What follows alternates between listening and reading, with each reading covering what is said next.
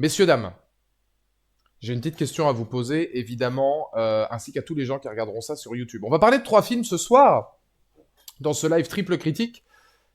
Il y a Bob Marley, One Love, il y a The Iron Claw, et il y a Madame Web. Je vais vous poser une petite question, évidemment, dans le chat pour ceux qui sont présents actuellement. Sur ces 3 films, il y en a un excellent, un plutôt bon, mais on a beaucoup de choses à dire dessus, et le troisième. Lequel est le troisième? Voilà, je vous pose la question. Lequel est donc ce fameux troisième film, voilà, qui divise la critique? Les gens ne savent pas s'ils doivent mettre 1 ou 2 sur 10. C'est une véritable division. Mais en tout cas, on va en parler ce soir. Bonsoir à toutes et à tous, évidemment, pour ceux voilà, qui regardent ce direct et pour ceux qui regarderont dès demain, puisque je pense que je la publierai demain en énorme légende.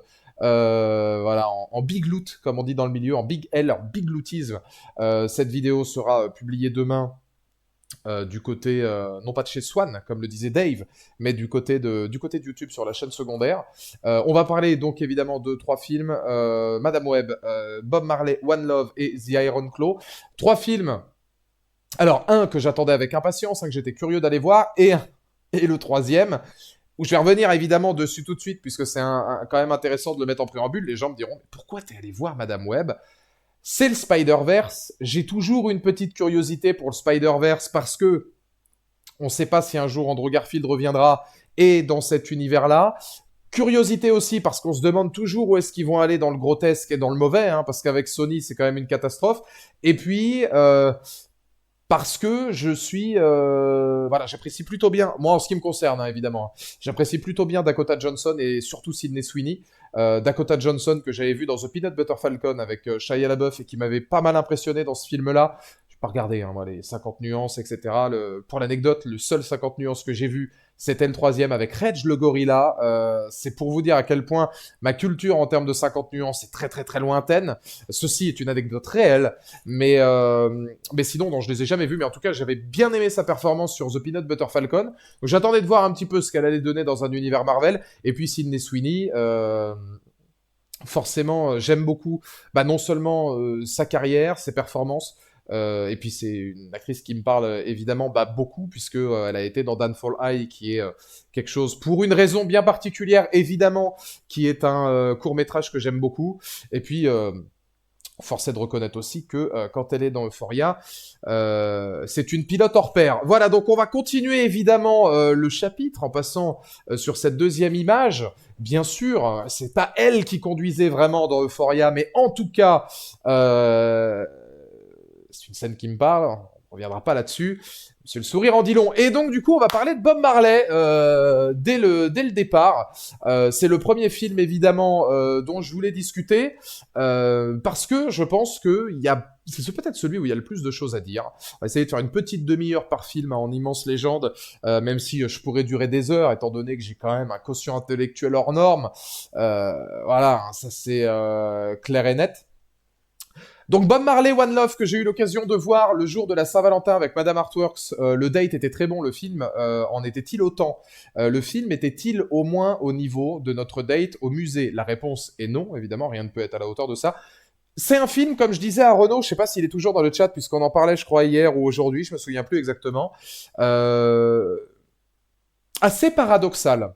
Biopic évidemment, hein, sur Bob Marley, donc en grande partie d'ailleurs sur la phase d'Exodus, c'est-à-dire sur son départ de la Jamaïque, l'enregistrement d'Exodus, son retour par la suite en Jamaïque, et puis tout ce qui va traverser sur ce temps-là. Donc c'est un biopic finalement qui prend un segment assez court sur l'ensemble de sa vie, hein. Globalement, c'est vrai qu'il est, on est sur quelques années. On va retracer en flashback, des flashbacks qui sont plutôt bien vus d'ailleurs, pas mal de segments de son enfance, notamment la quête du père, des choses comme ça, mais de manière quand même relativement en surface. Et c'est justement ce qui est quand même assez intéressant à souligner vis-à-vis de cette œuvre-là. Bob Marley, One Love est j'ai envie de dire un plutôt bon film, disons dans une moyenne relativement correcte, même s'il est blindé de défauts. C'est pas un grand biopic et c'est pas un grand film. Et c'est pas un film à la hauteur du personnage de Bob Marley et à la hauteur de la gloire de Bob Marley. J'aime beaucoup Bob Marley, musicalement parlant évidemment, mais aussi pour l'homme, le personnage. J'attendais justement de ce film, bah moi, qu'il m'en fasse découvrir énormément, puisque à mon avis, c'était un film où il y avait beaucoup à dire sur quelqu'un d'atypique en ce qui concerne la politique, en ce qui concerne les guerres, en ce qui concerne la Jamaïque, la situation à la Jamaïque à l'époque, etc. Et tout ça, malheureusement, reste beaucoup trop en surface. Je suis allé voir le film, justement, pour avoir une idée de son ascension, de la manière dont la Jamaïque le perçoit, de toutes ces choses-là. Et effectivement, ça a été assez décevant, puisque la première chose que j'ai faite, c'est d'aller sur Wikipédia tout de suite après, pour me faire d'autres idées, pour avoir vraiment le gros complément. Quelque chose que normalement tu ne fais pas après un biopic qui est censé déjà te donner beaucoup d'idées, censé déjà te donner beaucoup de choses intéressantes à voir à l'intérieur de celui-ci. Et je suis au courant, hein, ouais, pour le live qui bug, mais je vous dis, c'est mon réseau là qui décide de faire de la merde, donc ça va, à mon avis, rester comme ça. Il y aura pas mal de bugs. Je sais pas exactement si je vais pouvoir soit continuer le stream, soit le mettre en rediff. Parce que s'il y a assez blindé de bugs, ben, je sais pas trop comment je vais faire. Ben là, je peux pas vous dire pourquoi parce que je n'en sais rien. Donc je vais fermer cette page, peut-être que ça va permettre d'aider un peu, mais je suis pas sûr. Euh... mais ouais, rafraîchissez de temps en temps, actualisez la page si jamais, mais c'est vrai que si ça bug énormément, peut-être qu'on clôturera un peu plus tôt, je sais pas trop. Euh... Qu'est-ce que je disais? Donc Bob Marley, intéressant sur la forme, moins sur le fond. J'ai trouvé que c'était beaucoup trop en surface, que ça n'allait pas suffisamment au bout des choses par rapport à tout ce qu'on pouvait dire justement sur l'artiste, sur tout ce qui s'est passé en dehors. Preuve en est par exemple des séquences de flashback qui sont intéressantes parce qu'elles sont importantes d'être développées, mais c'est régulièrement les mêmes sur justement cette quête du père qui est son père pour finir par comprendre des choses, etc. Et son avènement en Jamaïque et ses débuts et comment vous dire, son ascension purement à Jamaïque et même la manière dont il a créé le groupe, etc. C'est encore une fois très en surface. C'est uniquement par deux, trois petites bribes de temps à autre de flashback. Alors, ça en fait du coup un chemin et un cheminement très classique pour un biopic, même si il y a de très belles séquences et même si le fait de faire des flashbacks justement aide à casser un petit peu le montage et la narration, ça reste un film qui, je trouve, est relativement classique, beaucoup trop classique pour l'homme, et qui reste, voilà, même parfois assez incohérent dans ce que ça propose. C'est-à-dire que il y a un truc moi qui m'a fait tiquer tout de suite. On en parlait avec Léa parce qu'on s'est même tapé des fous rires au fur et à mesure.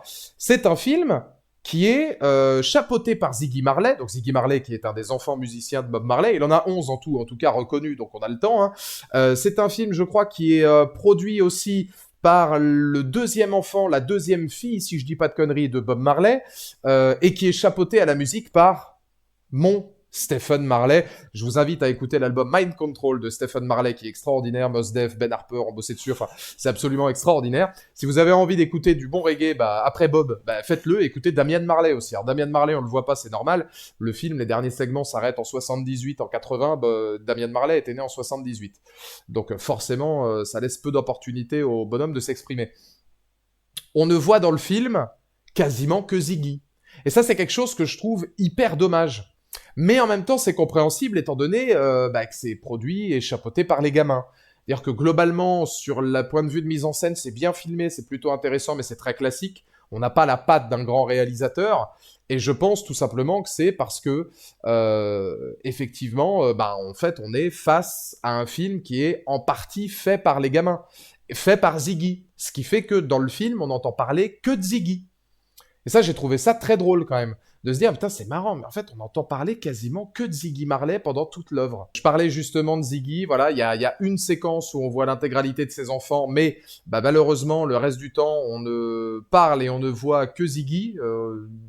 Bob Marley a une scène où il va demander à Rita des nouvelles de Ziggy, mais pas des autres. Donc évidemment, c'est assez étonnant comme choix, comme configuration, mais comme c'est eux qui l'ont produit, voilà.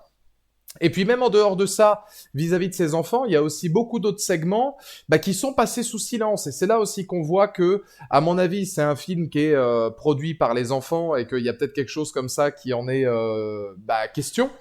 On ne parle pas, ou très très peu, des autres femmes de Bob Marley. On ne parle pas des autres enfants qu'il a eu avec ses autres femmes. Il y a un segment où on voit que Bob Marley commence à être connu, cherche à se faire connaître aussi via de la publicité dans des petits restos mondains, etc.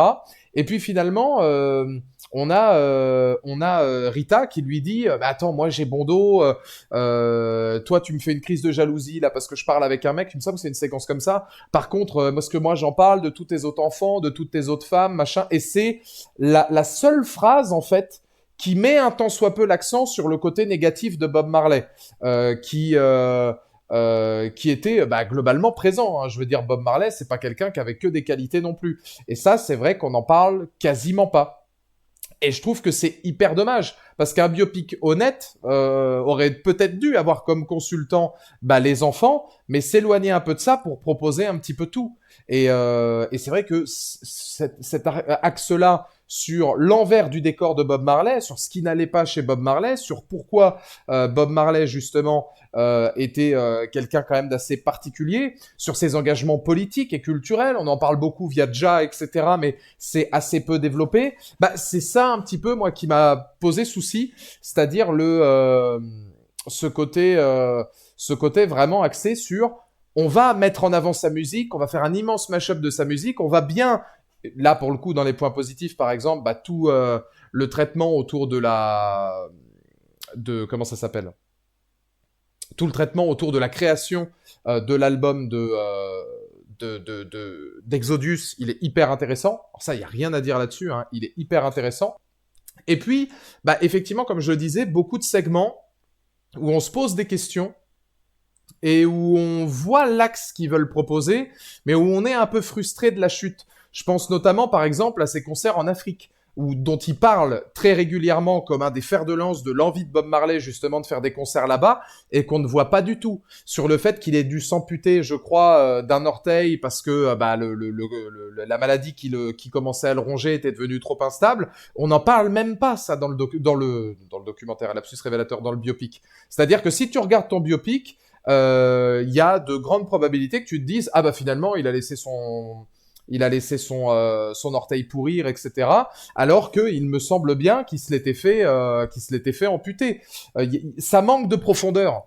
Et alors, ça manque de profondeur, et c'est même assez étonnant, puisque si vous vous posez la question, sachez que le biopic fait 1h40.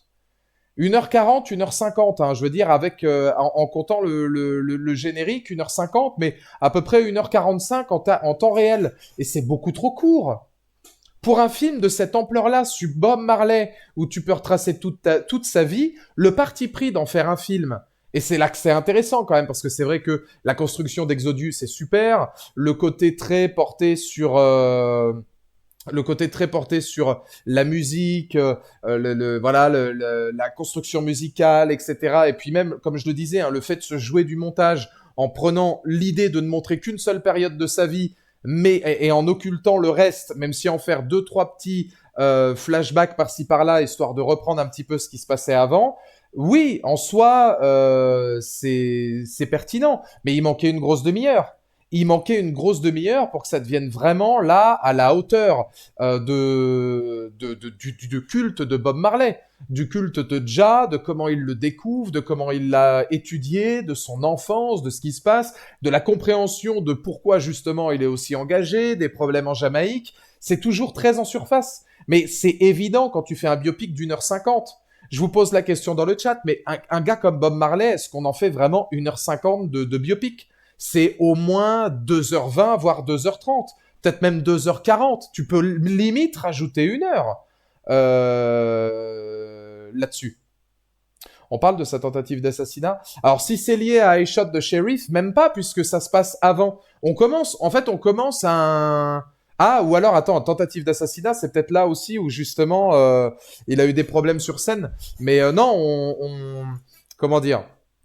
On est à un stade où on commence à un point A et on termine quasiment jusqu'à la fin de sa carrière, jusqu'à son concert à son retour de Jamaïque. Mais même ça, c'est très mince. Même ça, globalement, c'est très mince puisqu'on en parle assez peu. Il y a encore une fois cette frustration que j'avais déjà eue moi dans Suprême. Suprême était un film exceptionnel. Non, c'est ce qui le pousse à partir en Angleterre. Alors, c'est très bref, c'est très brièvement dit. Déjà, moi, un des trucs qui m'a étonné, c'est que la première partie du film, bon bah on entend hein, Get Up, Stand Up, I Shot the Sheriff, etc. Tous les hits. Mais en fait, c'est en mash-up musical parce que ces titres-là ont été déjà faits il y a pas longtemps et on le prend à un stade où il est déjà une star en Jamaïque, mais il s'est pas encore installé en Angleterre. Donc forcément, il y a beaucoup de pans de sa vie bah, qui n'ont pas été étudiés dans le biopic. Il y a beaucoup de choses forcément parce que le prisme est fait de vouloir ne parler que d'un instant T de sa vie. Il y a beaucoup de choses auxquelles on ne parle pas. Mais oui, j'ai eu la même frustration. Suprême sur NTM était un super film, vraiment excellent hein, en tout point. Mais j'étais quand même hyper frustré de pas voir le concert final justement parce que c'était l'apogée maximale et ils l'ont pas montré. Il se trouve que là c'est pareil, son concert à la fin on le voit pas et c'est hyper frustrant parce que globalement ce qu'on voit en plus à la fin c'est 2 ou 3 pauvres images d'archives, même pas du concert mais de lui, voilà pour sortir 1 ou 2 phrases philosophiques. Et pour moi c'est pas intéressant. Prenez par exemple NWA Straight Outta Compton. Le nombre de séquences qu'on a à la fin justement qui vont parler de Dre, Eazy-E, Ice Cube, etc. en vrai footage. Là, pour le coup, c'était pertinent parce qu'on en avait plusieurs. Là, on en a vraiment 2 ou 3 histoire de remplir avec des cartons au début et à la fin. C'est aussi le problème. Au début et à la fin du film, on a des cartons qui nous racontent sa vie. Montrez-le, montrez-le. Prenez 40 minutes de plus pour le montrer. Alors peut-être si vous écorchez un peu plus l'homme, bah il faudra parce qu'au moins ce sera peut-être plus en lien avec la véracité de sa vie, même si j'adore Bob Marley, hein. Mais il y a beaucoup de pans de son histoire qui sont pas développés. Au contraire de Bohemian Rhapsody. Bohemian Rhapsody, on peut dire ce qu'on veut du film et du biopic en règle générale, qui est peut-être pas un des meilleurs. Mais là où Bohemian Rhapsody s'est pas planté, c'est que le final de Bohemian Rhapsody, au moins on voit le concert. Et la reconstitution est parfaite, le jeu de Rami Malek est parfait, et c'est vraiment genre ultra prenant. Au moins on voit le concert final et on n'a pas ce sentiment de se dire « Ah putain, il s'arrête là-dessus ». Alors oui, tu sors du film, tu te dis « C'est plutôt bon ». Ça te donne envie de réécouter plein de morceaux et ça te donne surtout envie d'aller sur Wikipédia pour apprendre. Sauf qu'un biopic, c'est aussi fait pour apprendre et c'est hyper dommage. L'acteur est excellent, au cas où vous l'auriez pas reconnu, c'était l'un des antagonistes de Secret Wars, c'est même l'antagoniste principal de Secret Wars. Les acteurs sont très bons, mention spéciale à la comédienne qui joue Rita, que j'ai trouvé fabuleuse. Tu sens qu'il se donne, il reprend les mimiques, l'attitude. Beaucoup disent qu'il a un excès de surjeu, moi je trouve pas. Je le trouve vraiment bien là-dedans.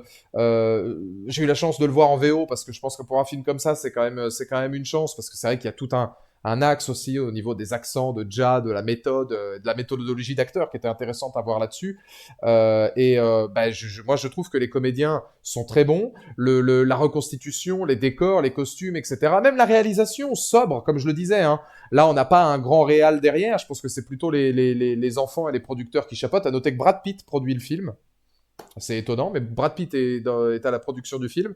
Voilà, c'est très simple, classique comme réalisation, trop pour Bob Marley, mais il y a quand même quelques efforts de mise en scène, il y a quand même quelques efforts d'imagerie au sens large du terme, notamment sur des flashbacks où justement on va... la quête du père de Bob Marley qui se demande qui est son père, où est sa place, etc. Et puis une espèce d'immense prairies tout en flammes avec un homme à cheval qui va sortir de ces flammes-là pour justement aller voir le petit Bob Marley à l'époque où il est enfant. Ça, c'est des choses qui sont intéressantes. Pareil, le problème, c'est que ce plan-là est utilisé 15 fois pour une connotation qu'on a compris dès le début du film. Donc c'est dommage de toujours utiliser, on sait que ton plan est beau, mais si tu utilises toujours le même, c'est dommage. Donc il y avait, je pense en tout cas, beaucoup plus à faire quant à l'histoire de Bob Marley. Il y avait beaucoup plus à raconter, il y avait beaucoup plus à transmettre, et l'idée même en fait d'avoir les grandes voix ne meurent jamais, où il faut un début à chaque grande voix, je sais plus quel est le petit sous-titre du film, etc. Voilà je trouve que l'homme méritait beaucoup plus. Dans ses frasques, comme dans ses immenses et grands faits d'armes ou des choses comme ça, mais voir ses débuts, j'aurais aimé que ce soit autrement qu'en flashback. Je pense que c'est quelque chose qui se méritait. Avoir une réalisation à la hauteur, justement, de quelqu'un aussi euh, étonnant et grandiloquent et ultra intéressant. C'est un biopic qui aurait pu être bon si c'était fait sur voilà, une personnalité qui était quand même moins importante. Parce que moi, ça, je le disais, et je sais plus à qui je le dis, je crois que c'était à mes parents que je le disais il y a pas si longtemps que ça. De mon point de vue, le reggae, c'est la seule musique qui peut plaire à tout le monde. Donc c'est une musique qui fédère et qui doit ramener tout le monde. Le fait qu'on ait peu entendu parler justement du film et de la prod et de sa sortie fait que, est-ce qu'ils étaient véritablement sûrs de leur fait au final? Un rappeur, il y en a beaucoup, tu leur feras écouter du rock, ils aiment pas ça. Un rocker, tu peux lui faire écouter du rap, il y en a beaucoup, ils aimeront pas ça. Un rappeur, tu peux lui faire écouter de la musique classique ou des choses comme ça, ou quoi, ou de... Peut-être qu'il aime... Je pense que le reggae est possiblement appréciable par tous. Un rocker, un métalleux, un rappeur, un fan de musique classique, un fan de chansons françaises, des choses comme ça. J'ai l'impression que le reggae, c'est vraiment une musique fédératrice qui est capable de, voilà, de parler à tous. Et c'est à partir de ce moment-là où pour moi le film n'est pas suffisant parce que ce soit pour le reggae, pour l'impact de Bob Marley ou toutes ces choses-là, je pense qu'effectivement, et même les textes, le rapport au texte, au fondement de son esprit, à la manière dont il perçoit le monde, à la manière dont il perçoit la Jamaïque, la politique, les problèmes comme ça, c'est pour moi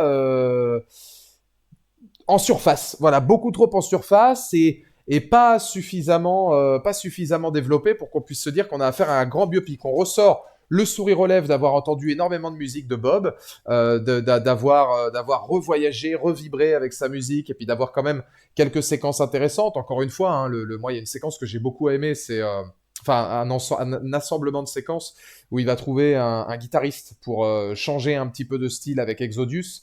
Euh, et où on a voilà, des séquences de gratte, etc., assez bien filmées, hyper intéressantes, et puis tout l'enchaînement autour de cet album-là est bon, mais c'est vrai que tous les albums d'avant, Madame Artworks me disait justement qu'il y avait un album qui avait hyper flop avant justement le succès d'Exodus, et ça, celui-là, on n'en parle pas non plus dans le film. Il y a il y a trop de choses qui manquent pour que le biopic soit grandement réussi. Maintenant, tu vois, par exemple, pour toi, Renaud, c'est un biopic que tu vas regarder avec plaisir, parce que retrouver sa musique, le jeu, l'attitude, je vous dis, il y a des choses qui sont quand même très intéressantes là-dedans. On retrouve les Wellers, et il y a des petites mentions par-ci par-là. Rita Marley, les Soulettes, par exemple. On va parler des Soulettes, qui était le groupe de Rita Marley, mais c'est encore en surface. Moi, je trouve ça quand même étonnant qu'on n'ait pas parlé, encore une fois, des femmes de Bob Marley. Je le redis, je l'avais dit tout à l'heure, mais ne pas parler des autres femmes de Bob Marley, ne pas le voir avec ses autres femmes, ne pas voir ses frasques, ne pas voir les moments où il a été peut-être vraiment odieux avec sa femme et où il y a des choses, c'est très lisse et en même temps on veut vraiment te faire comprendre que Rita et Bob c'était depuis toujours, etc. Et que bah, enfin, il a grandi avec elle, machin. Alors toutes ces choses-là sont réelles effectivement, mais il y a eu d'autres choses qui se sont mises à côté, avec même tout ce qui est voilà le concept de ses doubles vies et puis de ses autres enfants. Là, et tout ça n'est pas montré. Alors c'est sûrement pour pas écorner l'image, comme tu dis, c'est beau, parce que c'est aussi fait enfin c'est en partie produit et chapeauté par ses gosses. Donc oui, il y a des chances. Maintenant, je trouve ça dommage qu'il soit pas allé plus loin, parce qu'il y a tellement plus à faire. Et ça n'aurait pas écorné l'image, du moment que tu peux tourner ça sur une rédemption par la suite. Ça n'aurait pas écorné l'image. Mais j'aurais bien aimé, moi, en apprendre plus sur Rita. Ouais, je pense que Rita, surtout vu le talent de l'actrice, aurait mérité aussi de faire partie du biopic sur des phases à elle, pour comprendre mieux l'homme derrière. Derrière chaque grand homme, il y a une grande femme, de toute façon. Donc là, on le sent. Hein. Je veux dire, dans le film, ça, que derrière lui, il y a sa femme et qu'il serait rien sans sa femme, on le sent. Hein. Ça, c'est sûr, et elle a un rôle hyper intéressant. Je dis pas le contraire, mais je pense que elle méritait aussi d'avoir des trucs à elle, tout simplement. Ça aurait pu être hyper pertinent, vraiment hyper pertinent. Donc oui, c'est un peu, il y a ce côté un peu chronique, un petit peu inachevé, et je trouve ça un peu dommage. T'avais beaucoup aimé Bohemian Rhapsody, que j'aime beaucoup aussi, alors que c'est quasiment full fake. Donc pourquoi sur ce film ça te dérange? Parce que Bohemian Rhapsody, Alors, je trouvais la performance de Rami Malek grandiose. J'étais beaucoup moins frustré par le final parce que je trouvais qu'il mettait quand même beaucoup plus l'accent sur les concerts, etc. et sur des moments qui étaient plutôt bien foutus. Et je connaissais beaucoup moins Queen. Donc, je l'avais dit dans ma critique, je crois, hein, que j'étais pas connaisseur, donc que ma critique serait vraiment axée full film, que j'avais plutôt apprécié, mais que j'étais pas suffisamment connaisseur de Queen pour aller plus loin. Là, j'en ai beaucoup parlé avec madame, et Bob Marley, je connaissais un peu, je connais un peu ses gamins, j'écoute énormément Stephen Marley. Donc là, je suis plus en mesure, tu vois, d'approfondir et de donner deux axes. Sachant que l'axe filmique en lui-même du film Bob Marley est bon sans être transcendant. C'est encore une fois très classique. C'est un film qui est trop classique, je pense, pour l'ampleur de Bob, évidemment. Mais il y a des bonnes choses. L'acting, la supervision musicale aussi, hein, de certaines séquences. Et puis voilà. Alors après, on voit pas Damian Manurga, mais c'est normal. Damian est né en 78 et le film, une des dernières séquences se passe en 78, puisque après on embraye directement ou presque sur le dernier concert qu'on voit et puis sur son retour en Jamaïque. Et on le voit assez peu, hein, parce que je crois qu'il est mort en 81 ou 83. Bob Marley, me semble-t-il. Donc Damian Marley était très très jeune. Dans tous les cas, je pense qu'il n'a pas connu son père ou très peu.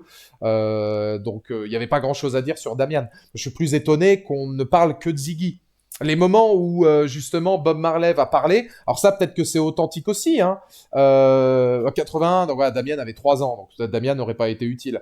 Mais après, et c'est peut-être ce qui marque sa distinction musicale d'ailleurs, je sais pas, hein, mais les autres au moins ont connu un peu Bob Marley. Tu vois que Damian a été dans beaucoup plus de styles différents que ses autres frères, hein. Il a fait des trucs avec Nas, il a fait des trucs avec comment le groupe d'électro là, avec qui ils ont fait un morceau dans Far Cry 3 d'ailleurs, avec Damian Marley, mais je me souviens plus le nom, mais c'est connu. Skrillex, voilà, merci Soulfirst, Skrillex. Donc Damian Marley, peut-être que c'est grâce à ça aussi qu'il a eu un cheminement différent. Mais il ne parle et il ne se confie qu'à Ziggy quand il demande des nouvelles de ses gosses, et ensuite c'est Ziggy, ça va. Alors peut-être que dans la vraie vie, il était beaucoup plus proche de Ziggy et qu'il laissait de côté les autres, mais comme on a une scène à la fin où il est au coin du feu et où on les voit tous, t'as tendance peut-être à te dire que non. Je suis quand même étonné de me dire, quid des deux gosses qui étaient plus grands que Ziggy d'ailleurs, donc ils l'ont forcément plus connu, et puis qui étaient avec Rita, hein, c'était des enfants avec Rita, Stephen Marley qui était un des enfants de Rita, puis il y a les autres enfants aussi qui sont apparus par la suite, qui auraient pu avoir un arc à eux, parce que bah ouais, je trouve que Bob Marley a toujours été connu pour avoir voulu repeupler la Terre, hein, quand même. Enfin, je veux dire, à la vanne, lui, il a 25 enfants, dont 3 reconnus. Il en a quand même 11 reconnus, et je crois 3 ou 4 qui se battent en duel. Donc tu te dis qu'il y avait quand même moyen de faire quelque chose. Donc voilà, c'est moyen, pas mauvais, pas extraordinaire non plus. Je dirais plutôt dans la bonne moyenne des films moyens, plutôt bon, mais t'as un vrai... il manque un vrai truc derrière pour que ce soit à la hauteur de Bob Marley, quoi.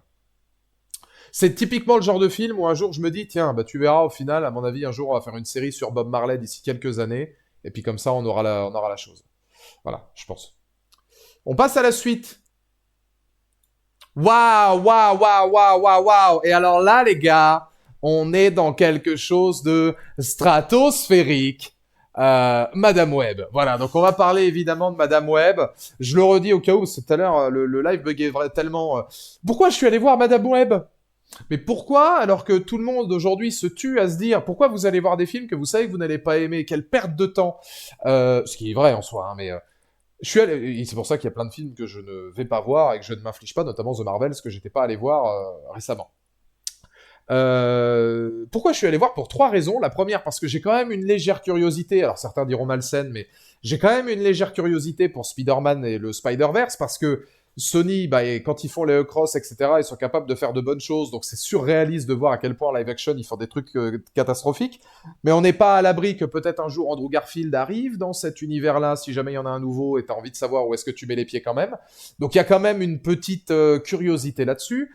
Il y a aussi le fait de vouloir voir à quel point ils sont toujours capables d'être médiocres. Ça, effectivement, c'est une constante, hein, mais on veut toujours savoir où est-ce qu'ils veulent plonger. Et puis, troisième point, j'aime beaucoup le Dakota Johnson et Sydney Sweeney. J'aime beaucoup Dakota Johnson pour ce qu'elle avait fait dans The Peanut Butter Falcon notamment, et j'aime beaucoup Sydney Sweeney pour ce qu'elle avait fait dans Euphoria, et puis toutes les séquences qu'elle a eues dans Euphoria, dans Downfall High, notamment aussi un court-métrage excellent de Machine Gun Kelly. Enfin, il y a quelque chose qui se dégage justement de Sydney Sweeney que j'aime beaucoup. Je trouve que c'est une actrice qui a, à mon avis, un immense potentiel à l'avenir, au moins aussi fort que celui de Zendaya. Vraiment, enfin, si vous n'avez pas vu Euphoria, foncez, parce que c'est peut-être l'une des meilleures séries de ces 10-15 dernières années dans le drame adolescent. Alors c'est la meilleure all-time dans le drame d'ado, mais même all-time tout court, je pense que Euphoria s'en sort très bien. Donc n'hésitez pas à aller voir Euphoria. C'était aussi, voilà, pour ça, Dakota Johnson et Sydney Sweeney, que j'allais voir ce film. Pour ceux qui ne sont pas au courant, Dakota Johnson est la fille de Don Johnson, un acteur qui avait notamment joué dans Django Unchained et dans la série Nuit en Enfer, et puis dans beaucoup d'autres choses aussi, puisque Don Johnson, c'est un super comédien, et Dakota Johnson est sa fille. Voilà, c'était pour la petite anecdote. Peut-être que certains ne le savaient pas, et peut-être que certains ne voient pas qui est Don Johnson au moment où je le dis. Eh bien, allez sur Internet comme tout le monde, comme ça au moins vous verrez qui c'est. C'est pas bien du tout, Madame Webb. C'est vraiment pas bon. C'est mieux que Venom 2, puisque Venom 2, c'était pas un film. Je veux dire, Venom 2, pour moi, c'est le summum du foutage de gueule, où ça me fait même plus rire, parce que t'as quand même Woody Harrelson et Carnage, où t'as des trucs où tu te dis, c'est emblématique, les gars, enfin, franchement, 1h18 de film, 1h28 ou 1h30 avec le générique, vous vous foutez de la gueule du monde. Madame Webb, c'est pas bon, c'est nul, hein, c'est vraiment pas bien. Mais t'as pas ce côté, je me fous ouvertement de votre gueule, je m'en bats les couilles, je fais 1h15 et nique sa mère. Quand on en reviendra après sur la promo, parce que la promo est quand même extraordinaire, mais c'est quand même mieux que Venom 2, parce que pour moi, tout est mieux que Venom 2. Par contre, c'est effectivement moins bien que Morbius, qui, Morbius, à la limite, avait quand même 2 ou 3 axes filmiques et 2 ou 3 idées où tu te dis que si ça avait été fait par un bon réal et s'il y avait eu une réelle envie de faire un bon film, tu pouvais te baser sur ces choses-là pour faire quelque chose d'à peu près intéressant. Effectivement, Madame Webb est moins bon, parce que Madame Webb, c'est l'apologie du vide. Du vide. Je n'ai jamais vu un antagoniste aussi vide et manquant cruellement de charisme, avec si peu d'enjeux, si peu de volonté d'avoir une écriture. C'est consternant. Je n'ai jamais vu des acteurs ou des actrices à ce point en roue libre, de n'en avoir rien à foutre de ce qu'ils font devant le film, parce que globalement, ils n'en ont rien à branler. Je vais même le dire très honnêtement, moi. Il y a même une scène, moi, qui m'a dérangé, où je me suis dit, il y a des propos que j'aime pas non plus dans ce film-là. Beaucoup de gens vont dire, par exemple, que Madame Web est un film woke, parce que toutes les protagonistes sont des femmes, et qu'on termine sur, voilà, une belle image de la femme forte, etc., machin, et que c'est très woke, parce qu'encore une fois, même ça, moi, à la limite, je vous dis, bon, les personnages sont des personnages féminins. Dans les comics, c'était des personnages féminins. Il faut forcément qu'il y ait le respect un petit peu, à un moment donné, des comics aussi. C'est fait comme ça. Là, effectivement, si tu veux pas voir... si t'en as marre du wokisme, avec des guillemets, et puis que t'en as marre de ça, tu vas pas aller voir un film comme ça, dans la mesure où, techniquement, là, les trois quarts des... Moi, ce qui m'a posé problème, même plus, c'est la manière dont on sert de certains personnages. Où il y a une séquence, notamment dans un drive-in, où... toute l'écriture des personnages qu'on avait mis avant, où justement Dakota Johnson va être avec 3 jeunes, dont Sydney Sweeney, qui n'ont pas encore le pouvoir, qui sont pas encore des super-héros, mais qui sont des laissés pour compte, des abandonnés par leur famille, etc. On va essayer d'écrire un truc à ce moment-là et arriver dans un drive-in, mais vraiment c'est random total, quoi. Et en fait ça m'a saoulé pour 2 raisons. Random total, elles sont dans un drive-in, menacées de mort par un mec qui essaie de les buter, elles en sont conscientes, elles sont laissées pour compte, elles ont plus leurs parents, les choses comme ça, etc. Dakota Johnson n'est plus là, donc elles sont à la merci de... Voilà. Elles quittent l'endroit où elles doivent aller, elles arrivent dans un drive-in, et leur première, mais vraiment, leur première réaction, c'est de graille parce qu'elles ont faim à ce moment-là, d'accord, mais c'est de voir des mecs habillés vraiment des gars de lycée, tu vois, genre purement des stifleurs, tu vois. Des gars qui sont en train de les mater. Là, je me dis, bon, il y a Sydney Sweeney qui regarde comme ça, tu vois, en mode un peu pain bêche, alors que depuis le début, on la faisait passer pour une nana qui était pas du tout comme ça, genre vraiment un peu timide, écolière, tu vois, un peu genre, même limite intello, tu vois. Et en fait, je me dis, pourquoi ils font ça? Et là, il y a sa pote qui arrive et qui dit vas-y, viens, on va leur parler. Et genre, en 35 secondes de temps, elles vont leur parler, elles terminent par se trémousser sur des sables, sur une table devant du Britney Spears. Et je me dis... Déjà, Pour le principe de l'image de la femme, ça me gonfle. Pour le principe de Sydney Sweeney, qui j'aimerais bien, vu le talent qu'elle a, ne puisse pas faire que se dandiner sur des tables devant des mecs, parce que bon, je veux dire, ça, à mon avis, c'était bien, tu vois, dans les 2 premiers épisodes d'Euphoria à la limite, mais j'ai tellement été captivé par son personnage et par Euphoria qu'à un moment donné, je me suis dit, bah en fait, elle est incapable de tellement plus qu'en fait, je me suis dit, pour l'actrice, c'est tellement un glow down de fou, et ça n'a même pas de rapport avec leur écriture.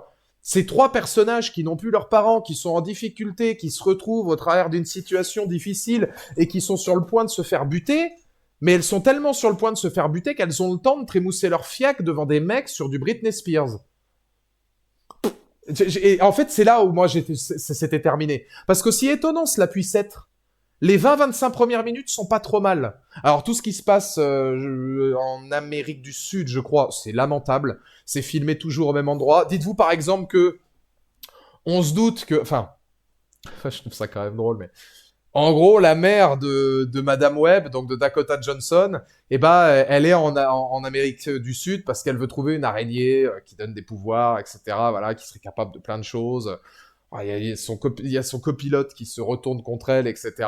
Et en fait, elle meurt. Qu'est-ce qu'on s'en bat les couilles de spoiler le film, hein, je veux dire, mais elle meurt en mettant Madame Webb au monde. Et le gars, en plus les costumes ne ressemblent à rien, c'est des mecs qui vivent dans des arbres et tout. On les appelle la Saragnas. Parce que justement, ils vivent en coalition avec ces araignées-là, ils ont récupéré leur pouvoir et tout.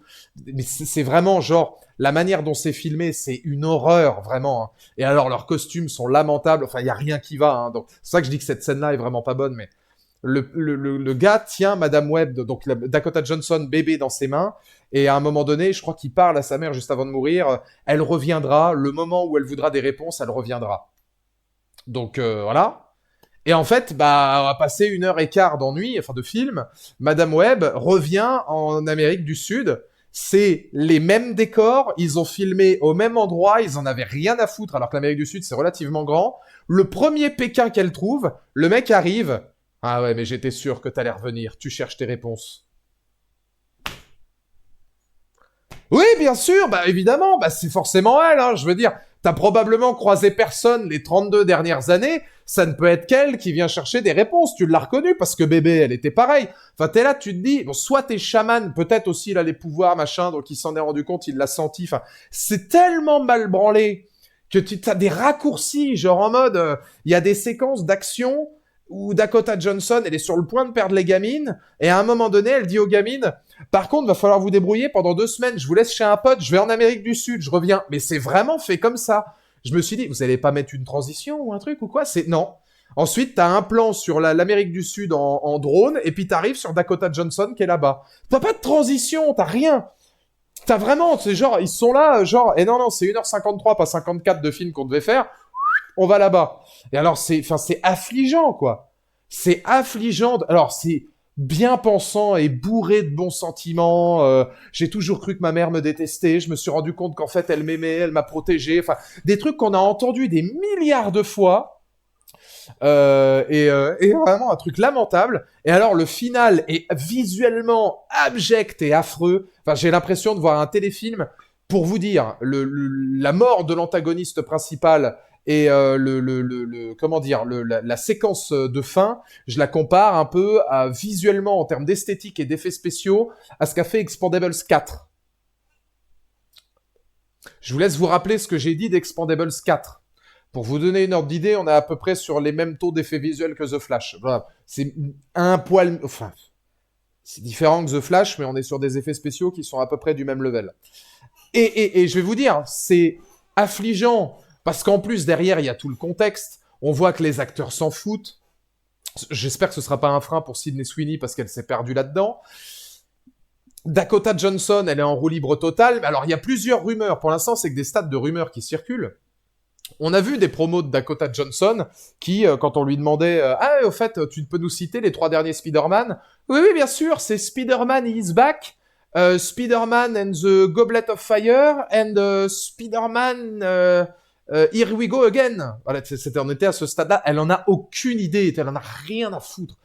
Le fait est que plus ça pour ceux que vous savez pas, hein, plus le temps passe, plus elle fait sa promo, plus elle dit qu'elle veut pas voir le film et qu'elle le regardera pas, qu'elle trouvait que le scénario était pas bon et que le film était pas bon. Et apparemment, et ça c'est quand même le truc un peu sale. Je sais, c'est à prendre avec des pincettes. Hein. Je sais pas si encore Yaya est encore là dans le chat. Non, Yaya est plus là, mais ça il aurait peut-être pu le confirmer. Apparemment, Sony lui aurait fait croire, mais c'est merveilleux, mais Sony lui aurait fait croire qu'elle intégrait le MCU et qu'elle serait un personnage important du Marvel Cinematic Universe. Et là, tu te dis, c'est les mecs, enfin, moi, je les aime. Enfin, je veux dire, voilà pourquoi je vais continuer d'aller voir les films de Sony. Moi, je les adore, ces mecs. Enfin, je veux dire, t'imagines, les gars, ils sont là. Ouais, tu seras dans. Bah attends, t'as pas. En plus, ils peuvent juste montrer une scène. Si, regarde, on a mis Venom dans le dernier Spider-Man, puis on a fait venir Michael Keaton. Non, t'es là-dedans, hein. Et tu lui fais croire ça. C'est même pas la même société, papy. T'as raison, c'est pas les mêmes. Et du coup, apparemment, voilà, il y a des rumeurs qui circulent comme quoi, bah elle aurait cru ça, donc c'est pour ça qu'elle s'est dit pourquoi pas et tout. En fait, elle se retrouve dans le Spider-Verse, quoi. C'est du tréfond du truc. Alors, au cas où certains sont pas au courant, la première semaine d'exploitation, elle a fait 49 millions au box-office pour 80 millions de budget, je crois. Ou je sais plus combien de budget elle avait. Enfin, en gros, ça va être difficile d'être un succès parce que ça va à peine rentrer dans ses frais. Je sais plus combien de budget elle avait, mais en tout cas, la première semaine, elle avait rempli 49 millions. C'était 41 000 entrées le premier jour en France, hein, ce qui est vraiment pas bon du tout. Moi, j'y suis allé le samedi, il n'y avait pas grand monde dans la salle non plus. Preuve en est qu'ils l'avaient pas mis dans une grande salle. Ils ont préféré mettre Bob Marley en salle 1, donc... Mais ce seraient les rumeurs, encore une fois, à prendre avec des pincettes. Peut-être qu'on va apprendre que c'est démenti. Mais c'est... Voilà. Et c'est en roue libre totale. Et dramatique, le plus dramatique, c'est qu'au final, les 20-25 premières minutes après la scène d'intro sont pas mal. La découverte de ses pouvoirs, de la manière dont elle gère le temps, son personnage un peu atypique, avec des personnes voilà, qui brunch, qui ont des baby showers, etc. Non pas des golden showers, hein, des baby showers et tout. Et là, elle le joue plutôt bien, Dakota Johnson, parce qu'on sent qu'elle est totalement en marge et tout. Et les 20-25 premières minutes, tu te dis, c'est pas si mal. Enfin, je veux dire, c'est pas non plus de la grande littérature, mais le problème, c'est qu'après, voilà, elle rencontre les gamines, et les gamines, c'est là que ça brise le film. Elles sont insupportables, stéréotypées, mais vraiment, genre, comme jamais, complètement caricaturales, hein, voilà, la nana un petit peu coinsos, et puis t'as l'intello, et puis t'as la meuf dévergondée qui fait des fuck à tout le monde alors qu'elle s'en bat les couilles, et puis qui dit que des grossièretés, mais qui font, finalement, ça va devenir des vrais frangines, tu vois. Enfin, c'est que des trucs où t'es en mode waouh, trop bien, un film de 2002. Vraiment genre waouh, ouais, super. Eh, j'attendais que ça moi après avoir vu Electra en 2006. Donc c'est dur quoi. C'est dur. Et c'est à partir du moment où elle va trouver les gamines et qu'elle s'en occupe que le film devient une accumulation de l'antagoniste. En plus, c'est un acteur français, ça me fait chier pour lui parce que c'est un bon acteur au demeurant, mais là il est nul à chier. Mais je pense parce qu'à mon avis il n'était pas dirigé et parce qu'il a rien à dire. C'est même pas lui qui est pas bon, c'est le rôle. Lui, l'acteur, il est pour rien. C'est le rôle qui est pas bon. Et ce qu'on lui demande de dire est pas bon. Je veux dire, il a des séquences les 3 quarts du temps quand on le voit en costume, c'est hideux. Il y a pas de c'est Tahar Rahim, ouais, Manurga. Mais bon acteur au demeurant. Mais c'est, enfin, on lui demande rien. Les 3 quarts du temps, il est dans la même pièce. Enfin, je veux dire, il a une assistante qui cherche les gamines pour lui parce que lui, il a des visions comme quoi ces 3 nanas-là vont un jour avoir des pouvoirs et vont le tuer. Et donc, du coup, il cherche à les buter en avance. C'est tout. Genre, vraiment, c'est tout. Le gars, il a récupéré l'araignée de la mère de Madame Webb, il a fait fortune, il est devenu riche, et son pitch, c'est, je fais des cauchemars, je vois 3 nanas qui me butent, je les retrouve, je les tue, parce qu'attendez, je suis devenu riche, t'as vu tout ce que j'ai construit? On sait pas ce qu'il a construit, c'est jamais dit, hein. Bah, pour les laisser me buter, quand même, ce serait ballot, donc je vais les buter avant. Et c'est tout! C'est tout, il y a aucun traitement de personnage. Mention spéciale au plan final. Le plan, oh là là là là là là là là, les costumes sont dégueulasses. Le costume final de Madame Webb, quand elle est aveugle, avec son costume, la toile d'araignée derrière, et les 3 autres qui sont devant, où ils se font même pas chier d'ailleurs, il y a un plan où elles sont toutes les 3 en costume avec Madame Webb, c'est un plan qui a 1 heure et demie dans le film plus tôt. C'est vrai. Il y a un plan dans le film. Alors, je sais pas si c'est voulu pour dire, tu vois, finalement, on fait le back-to-back ou quoi. Mais le plan dans les rêves du gars où elle tue... Ben non, c'est même pas possible puisque c'est les rêves du gars. Donc, le plan où dans les rêves du mec, qui sont peut-être des visions du futur, où elles sont là, tu vois, genre filmées en contre-plongée et où on les voit en costume, ils ont repris le même plan à la fin. Genre, c'est la même pose et ils ont juste mis Dakota Johnson en tenue de Madame Web derrière. Mais c'est ignoble. Les décors, les costumes sont ignobles. On en est à un point de je m'en foutisme qui est total. Alors qu'encore une fois, si t'étais à hauteur d'homme et un truc un peu plus street life, les 30 premières minutes étaient pas trop mal. La manière dont elle découvre ses pouvoirs, dont elle va commencer à comprendre les choses, c'était pas c'était pas du Cresborgien, mais ça allait encore à peu près quoi. Taram Rahim, quand il est bien dirigé avec des scripts de qualité, il est brillantissime. Dans Présumé coupable avec Jodie Foster, il est fabuleux. Ah oui, non, mais c'est pour ça que tu vois, je me suis repris tout de suite. Tahar Rahim, c'est un bon acteur. Bien, c'est indéniable. Mais et puis c'est une prise de risque aussi pour un Français, tu vois, d'aller chercher ça. Maintenant derrière, excuse-moi, mais là, si t'es pas dirigé, si t'as pas de texte, si t'as pas de rôle, et si ce que tu fais c'est nul, bah il peut faire tout ce qu'il peut, il cabotine de ouf, parce que bah on n'y croit pas. Qu'est-ce que tu veux? Enfin, je veux dire, il y a aucune prestance, il y a rien, quoi. Ah bon, pourtant j'ai entendu qu'apparemment elles sont jamais en costume une seule fois. Oui, ça aussi, un peu publicité mensongère. Si vous avez vu la bande-annonce, vous vous attendez à ce qu'elles soient en costume, etc. Non. Non, non, elles sont en costume 1 minute dans le rêve du méchant, et elles sont en costume 10 secondes à la fin. Sinon, jamais. Jamais, pas de costume. C'est qu'elles ont pas leur pouvoir encore, elles n'ont rien. Parce qu'on aura probablement Madame Web 2, où là, du coup, elles les auront. Elles les apprendront à s'en servir. Je rêve d'un monde où finalement Amazing Spider-Man 3, c'est Andrew Garfield qui apprend à utiliser ses pouvoirs à ces 3 nanas-là. Ouais. je, je demande la réaction des gens, vraiment, hein, la réaction du peuple, le jour où on apprendra qu'Andrew Garfield fait partie de cet univers, si ça arrive. Je crois que si c'est Toby, je me suicide. Mais si c'est Andrew Garfield qui un jour doit vraiment affronter les Sinister Six, composés de Madame Web, Morbius, Venom et le Vautour, et deux autres, ce seront sûrement El Muerto s'ils remettent le projet sur les rails, et puis, je sais pas moi, et Kraven le chasseur. Alors là, Andrew, j'en suis limite à regretter No Way Home. Non mais, enfin, je veux dire, moi, tu vois, je serais pas content. Le film, je sais même pas si j'irai le voir. Andrew Garfield, où on nous annonce, demande à Yaya, qui est dans le chat, mais même Yaya, il serait déprimé, je pense. Mais Andrew Garfield, qui était quand même un bon Spidey, qui mérite d'avoir un nouveau film, tu l'envoies là. Allez tchatcher Morbus, qui sait même pas s'il est gentil ou méchant, puis il voit Michael Keaton une fois, il dit vas-y, faisons affaire, alors que ça n'a aucun sens avec le début du film. Avec Venom, qui est juste le plus gros foutage de gueule de l'histoire de tous les films de Marvel. Madame Web qui sera là, pour principe d'être là. Ah ouais, non mais pareil, Yaya, non mais ce serait une catastrophe. Dans le Spider-Verse, Madame Web est une méchante. Je sais pas, Yaya, dans le Spider-Verse, Madame Web, je pense que Madame Web, elle est tweener, comme on dit dans le catch. Je pense qu'elle voit l'avenir, mais elle est ni gentille ni méchante, à mon avis. Donc je saurais pas dire. Je sais même pas. Qu'est-ce que tu veux faire avec un personnage comme ça? Enfin, je veux dire, qu'est-ce qu'elle irait foutre dans une suite? Enfin, là, de la manière dont c'est écrit, je vois même pas en quoi elle serait utile à d'autres gars, quoi.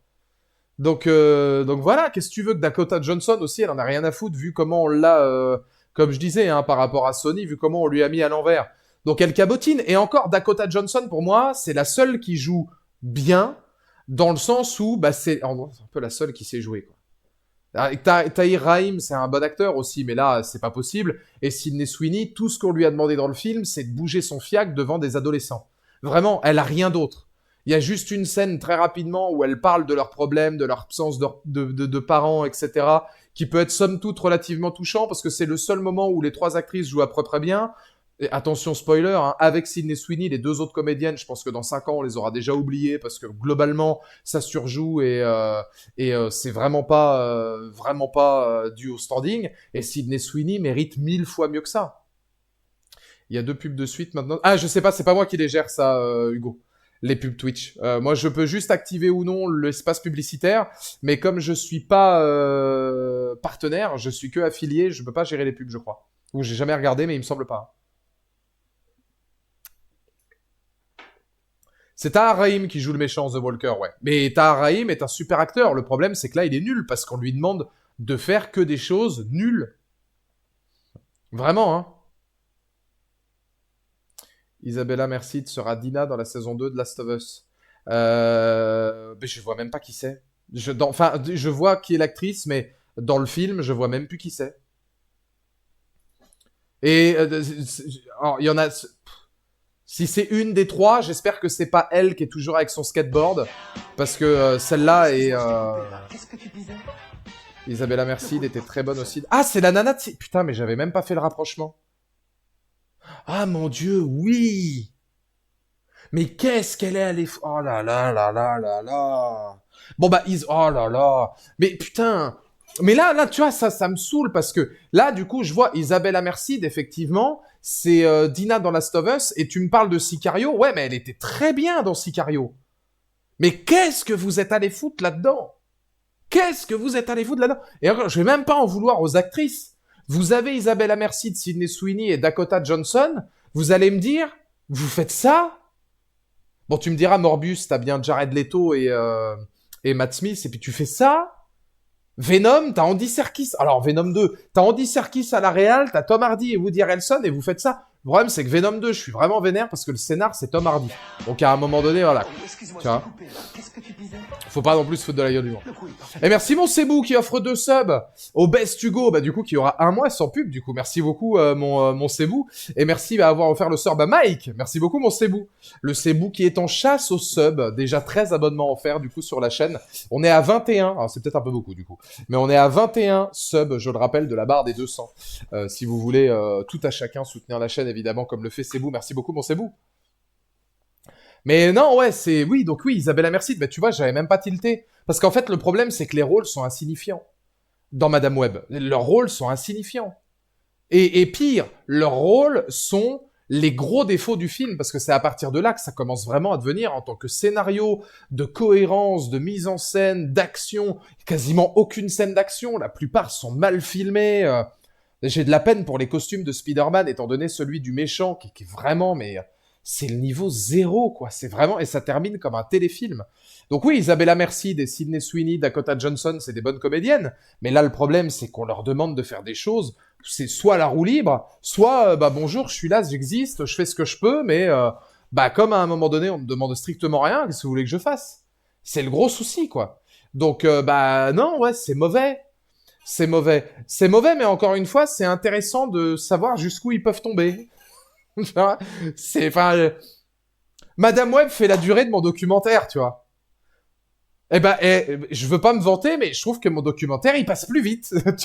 Genre, tu sors de mon documentaire, ça fait la même durée, t'as appris des trucs et ça passe plus vite. L'un des gros aveux d'échec aussi, c'est que ça a pas de scène post-générique. Eh, les gars, les mecs, ils m'ont dit, ouais, mais non, mais nous, tu vois, c'est simplement parce que bon, on n'a pas envie de faire comme tout le monde, on pense que notre film se suffit en tant que tel, donc on met pas de scène post-générique parce que nous, on est Madame Web, on est obsus. Arrête, frérot. T'avais même pas envie de retourner sur le tournage. T'avais pas envie d'aller te faire chier à tourner une scène de plus. Avec un film comme ça, tu voulais parler de quoi, de toute façon? Vous vous rendez compte, les 2 derniers films de super-héros qu'on a vus, c'est ça et Aquaman 2. Là, il n'y a pas de scène post-générique. Aquaman 2, la scène post-générique, c'est un mec qui bouffe un cafard dans un hamburger. Nous en sommes là, messieurs, dames, du monde de super-héros. Qu'est-ce que vous voulez que je vous dise? Après, vous me dites, ouais, t'en as que pour The Batman. Bah ouais, parce que quand The Batman 2, ça va sortir, putain, ça va faire du bien. Parce que c'est du cinéma, ça. Je refuse de croire que Madame Web est meilleure qu'Aquaman 2. Ah non, non, non, non, non, non, non, non, faut pas déconner. Ah non, non, non, non. Non, non, non, Madame Web est meilleure que Venom 2, parce que pour moi, Venom 2, c'est même pas un film, genre, c'est juste un fist fucking. Mais non, non, non, non, non, non, Aquaman 2 est quand même... Mais, bah, Aquaman 2, il se passe des trucs, déjà. Enfin, Aquaman 2, c'est nul aussi. Mais non, non, Madame Web est moins bon. Ah, Madame Web est moins bon que Morbius, hein. Donc voilà, hein. Heureusement qu'on a The Batman, Joker, les Spider-Verse, effectivement. Mais le reste, c'est pas bon. Heureusement qu'on a eu les Gardiens 3. Je sais pas, mon Ace, d'ailleurs, comment vas-tu si t'as vu les Gardiens de la Galaxie volume 3? Est-ce que t'en as pensé? Mais là, t'avais du cinéma. Ça, c'est... Putain, c'est... Enfin... C'est vraiment sans âme. Un peu le problème de Bob Marley aussi. Enfin, Bob Marley, c'était beaucoup mieux. C'est rien à voir entre les deux. Mais Bob Marley manquait d'âme, vraiment, tu vois, pour aller... comment dire pour aller chercher un truc à la hauteur de Bob. Ça manquait d'un petit truc. Madame Web, il n'y a plus d'âme. Mais c'est abusé, quoi. Trop de flashbacks. Ah ouais, ça t'a pas plu, Ace? Moi, j'ai adoré. Bah, moi, les gardiens, c'est mes bébés, donc... mais ouais, non, puis c'est... Enfin, surtout, c'est l'avènement du plus stupide, et puis, qu'est-ce qu'on fait de ça, quoi? Qu'est-ce que... Attendez, je vais vous poser une question. Vraiment. Vous êtes chez Sony. Non, la question est encore plus drôle. Vous êtes chez Sony, d'accord? Vous travaillez chez Sony. Vous êtes le seul gars qui pensait que les films que Sony fait actuellement, c'est pas bon et qu'il faut remanier la formule. Vous êtes ce mec. Vous êtes ce seul mec. Vous êtes à la cafétéria de chez Sony. Et là, il y a les gars qui viennent vous voir. Ouais, Madame Web est sortie. Putain, on est vachement contents. Et Craven qui arrive. Là, cette année, vraiment, on est les gars qui allons pulser un maximum l'univers du super-héros au cinéma. Et là, les mecs se retournent vers vous, et vous disent quand même, on a du bol, hein, parce que nous, on a Craven, on a Venom, on a Morbius et on a Madame Web. L'avenir est entre bonnes mains.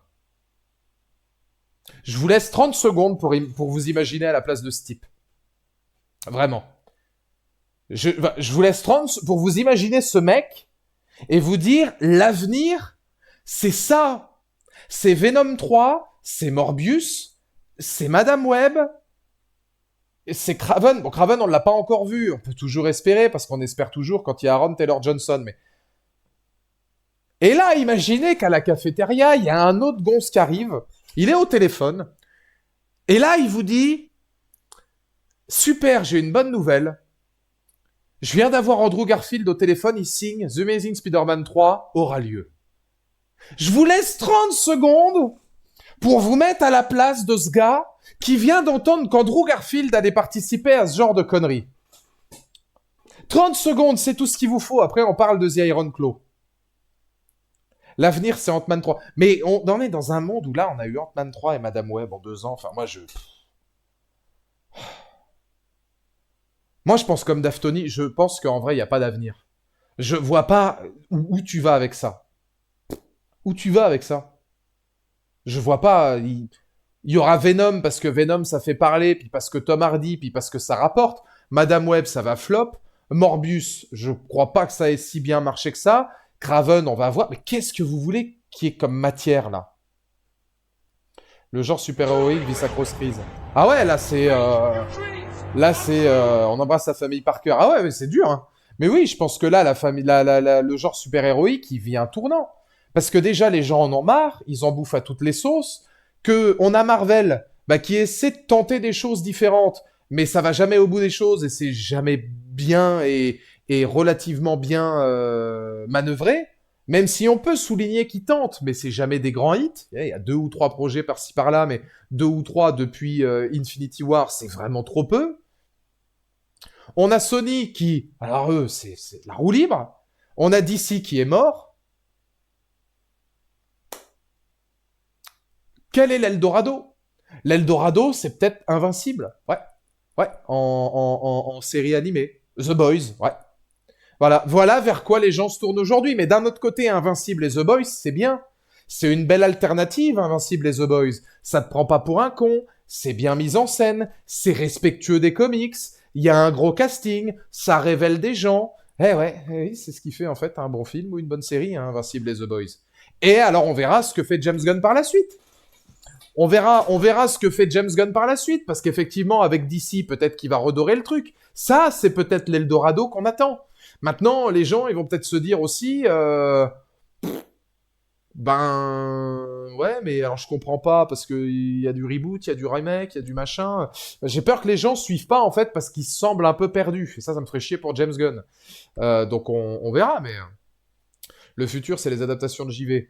Ah oui, mais alors là, après, on n'est pas dans l'univers super-héroïque. Mais oui, là, on le voit de plus en plus avec, pour la première fois depuis quelques années, des bonnes adaptations de jeux vidéo. Là, on en a encore qui vont arriver par la suite. Il y a Borderlands, il y a surtout Fallout, qui a l'air très bon. Puis t'as des grosses firmes, hein, HBO, des trucs comme ça, qui vont aller taffer là-dedans. Oui, ça c'est fort probable. Death Stranding, les rumeurs de Kojima, Aronofsky et tout, ouais, ça c'est jouable. H24 qui fait du Death Stranding, ça peut être que bon. Donc ça c'est jouable. Et merci encore mon Yaya pour les 100 bits. Et Sony qui fait chier pour Spider-Man 4, ils veulent du multivers alors que Feige veut un Spider-Man street level avec le cahier de Punisher et Daredevil. Sony veut que le fort... Ah oui, non mais, oui, c'est vrai qu'il y a ça aussi. Sony veut que le film sorte en 2025 mais qu'il est impossible de tourner le film pour le MCU car plus de place dans le calendrier, Sony allez vous faire foutre. Moi je crois que Sony, faut les enterrer vivants. Sony, faut... Enfin, Kevin Feige à qui on a reproché plein de trucs, il commence à se rendre compte de son erreur. Il vire le scénariste d'Ant-Man 3. Il repousse certaines choses. Il prend un gros casting pour les 4 Fantastiques. Il a l'air, là, on peut rien dire. Hein. Depuis quelques mois, il a l'air de se rendre compte, depuis Ant-Man 3, que ça merde. Donc on peut pas lui reprocher à Kevin Feige. Kevin Feige, à qui il y a 2 ans, on n'aurait même pas donné le copec d'un radis, qui dit, non, moi je veux une histoire à hauteur d'homme, Street Life, avec Spider-Man, un truc radicalement différent, qu'on prenne notre temps, Punisher, Daredevil, machin. Et t'as Sony qui casse les couilles, comme disait Yaya, pour que ça sorte l'année prochaine alors que rien n'est écrit, pour que y ait Andrew et Toby dedans et que ce soit du multivers, et que, voilà, on s'en... Et, ah si, et que John Watts revienne. Ouais, Kevin Feige veut quelqu'un d'autre, et non, Sony, ils veulent que ce soit le grand John Watts qui refasse ça. Putain, mais allez vous faire enculer à un moment donné, mais c'est pas possible. Tu peux pas être con comme ça, là, logiquement. Tu peux pas être con comme ça naturellement. Comment tu peux tout faire de travers? Tu fais tout de travers. Enfin, c'est un délire. C'est un délire. Tu fais tout ce que les gens veulent pas. C'est incroyable. Et alors le miracle, c'est que c'est eux aussi qui font les Across de Spider-Verse. Alors ça c'est le mec de la cafétéria, le seul qui a un cerveau. Le gars de la cafétéria de tout à l'heure, c'est lui qui est responsable des Spider-Verse. Non mais c'est hallucinant.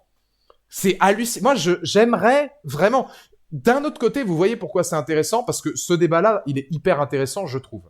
Et c'est pour ça que c'est intéressant d'aller voir Madame Web. Ça donne ce genre de débat qui, de base, est intéressant, parce que je pense que la phrase que je vais dire maintenant, tout le monde a voulu le faire. J'aimerais une fois être dans un bureau de producteur. Vraiment.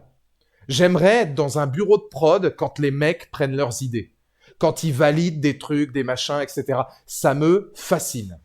Ça me fascine parce que nous, on le saura jamais. Mais ce qui se passe là-bas pour qu'ils valident, ça me fascine.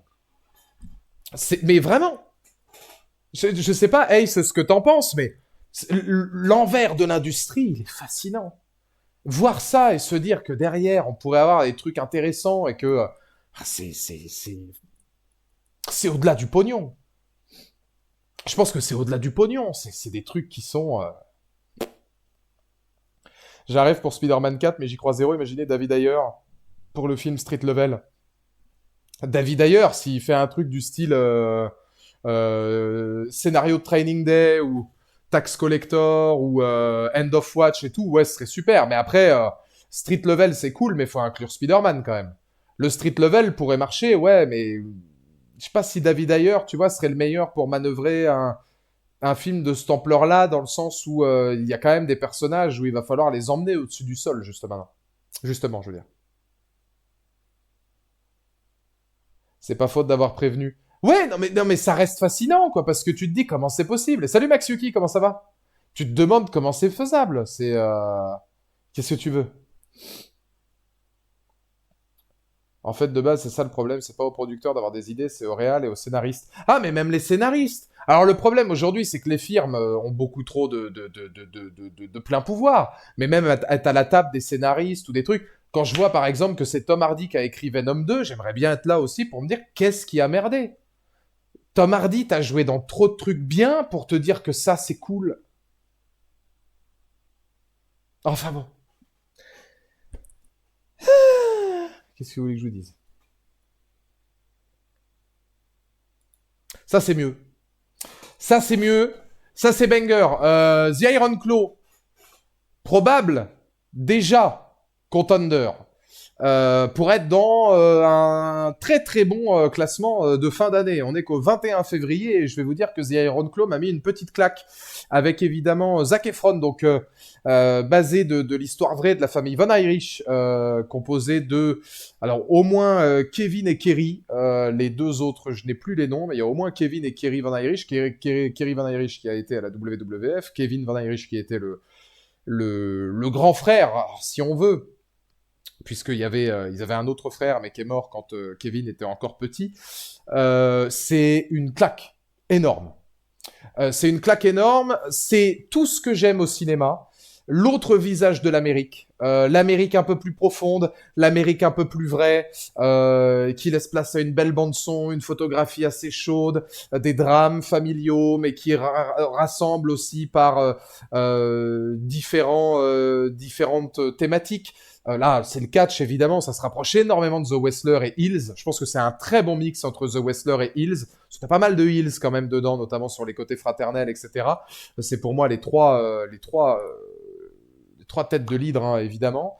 Mais ça se rapproche aussi beaucoup de certaines thématiques très profondes que pouvait avoir Rocky, la rage au ventre sur le plus grand combat, finalement, qui est en dehors du ring.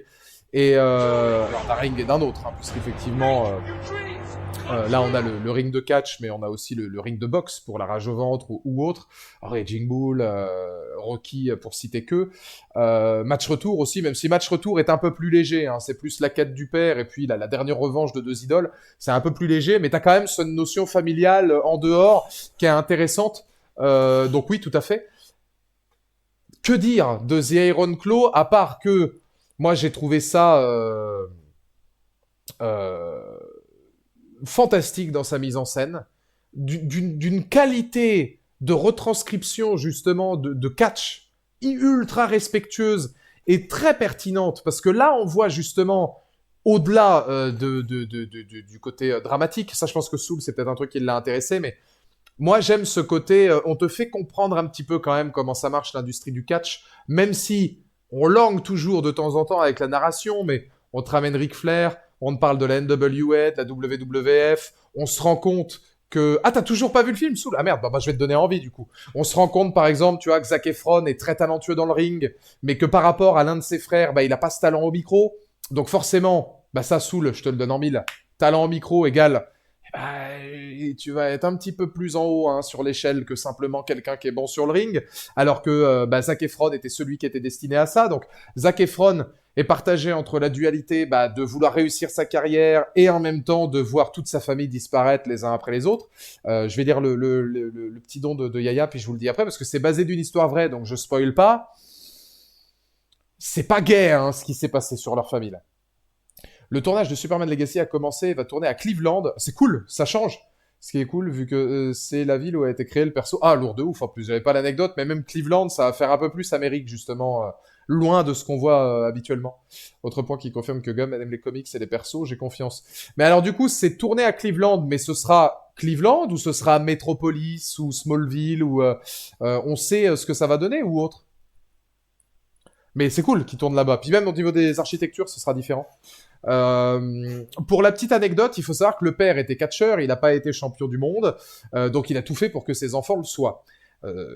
Kevin était évidemment pressenti pour, mais son frère était un peu meilleur au micro. Le problème, c'est que son frère va mourir parce que, je vous rappelle que tout est d'histoire vraie. Hein. Son frère va mourir puisque il a malheureusement succombé à différentes embolies, je crois, qui sont dues à son rapport avec le catch. Du coup, qu'est-ce que va faire son père au lieu de le pleurer, qui sont dans une famille, en plus c'est bien retranscrit, hein, très pieuse, on ne pleure pas, croit en Dieu, etc. C'est très très drastique et carré. Le père est l'antagoniste, hein, évidemment, parce que lui tout ce qu'il veut c'est que ses enfants, au détriment de leur joie et de leur santé, bah, réalisent le rêve que n'a pas réussi à lui vivre, et c'est hyper bien retranscrit artistiquement, esthétiquement et dans la mise en scène. C'est donc Kerry Von Erich, que certains peut-être connaissent, bah, qui va prendre la relève. Le problème, c'est qu'après avoir été devenu champion, et parce que il l'assume pas, parce qu'il aime pas trop cette condition, et bien après, notamment avoir été, enfin avoir eu des tas de problèmes personnels, notamment dû à la mort de certains de ses frères. il va malheureusement se faire amputer d'une jambe.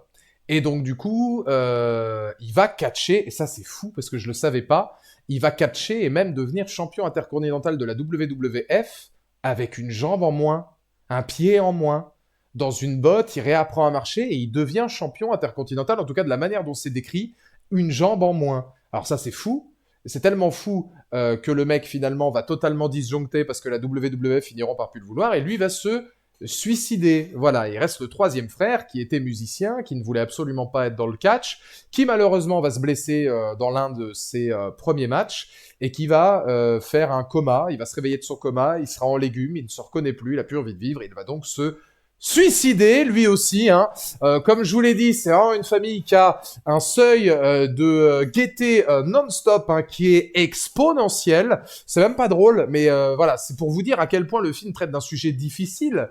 Parce que Kevin Von Erich, donc le personnage de Zac Efron, se retrouve seul. Il y a une phrase qui est magnifique à la fin du film d'ailleurs, c'est il est avec ses gamins, lui qui était pas loin de faire une connerie à un moment donné, hein. Et il dit à ses gamins, il est en train de pleurer devant eux, et ses enfants vont le voir en disant, putain, qu'est-ce qui t'arrive? Et en fait, Kevin va leur dire, j'ai toujours été habitué à être frère. Là, je suis père, mais moi, j'ai toujours été habitué à être frère, et là, je le suis plus, ça me fait bizarre. Et ses enfants vont dire, mais on peut être tes frères si tu veux. C'est assez touchant, c'est très émouvant, ça termine là-dessus. La famille Von Erich, qui a été intronisée au Hall of Fame de la WWE, je crois, en 2009. 2011, je sais plus. Faudra regarder, ça c'est plus. Je pense qu'à mon avis, Johan est beaucoup plus au courant, peut-être Mike aussi. Mais mais c'est voilà, comme dit Mike, c'est un film qui détruit émotionnellement parce qu'en fait, tu vas crescendo là-dedans et à chaque mort d'un enfant, le père est de plus en plus dur, de plus en plus antipathique, absolument plus aucune empathie pour lui, etc. Et c'est vraiment très très dur.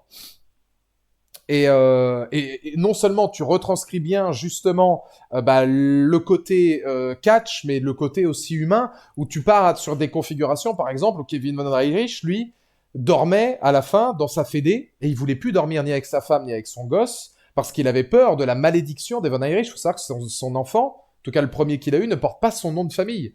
Parce qu'ils étaient convaincus, en fait, vu tout ce qui se passait, qu'il y avait une malédiction autour de cette famille, ils meurent les uns après les autres, ils se suicident, etc. Le petit frère qui meurt très tôt, qu'on connaît pas, mais où Van Erich en parle. Ça parle aussi beaucoup des sacrifices que tu fais dans le monde du catch, de la manière dont tu peux le gérer. Ils ont été champions trio. Kerry. Alors c'est intéressant aussi parce que la malédiction faisait que Kerry Von Erich, avant d'être catcheur, c'était un lanceur de poids et il devait faire les JO.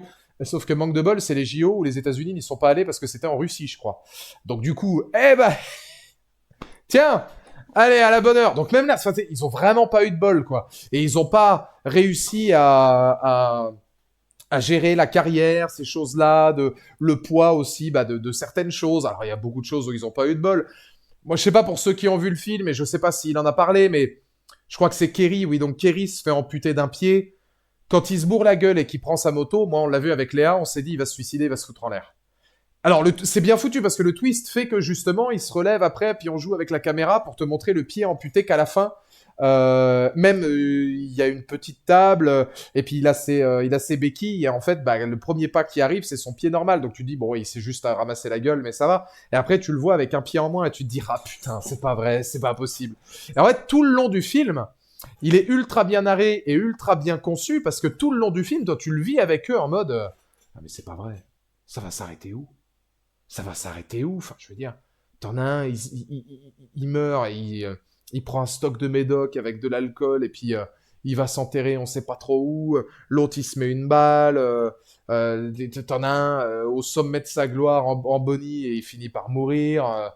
C'est la mise en scène, c'était ingénieux, ouais, et c'était très très très très très bien foutu sur l'ensemble du truc. La reconstitution du catch, d'ailleurs, est sympa, hein, sur les enchaînements de dropkick, notamment, la fameuse Iron Claw, donc la prise de finition du père, qui vont continuer de faire là par la suite.